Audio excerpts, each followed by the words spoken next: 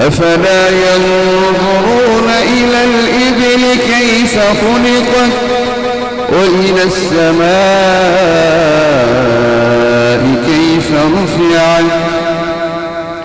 وإلى الجبال كيف نصبت وإلى الأرض كيف سطحت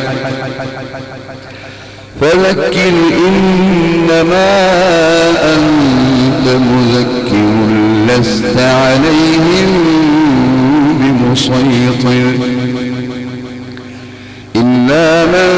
تولى وكفر فيعذبه الله العذاب الأكبر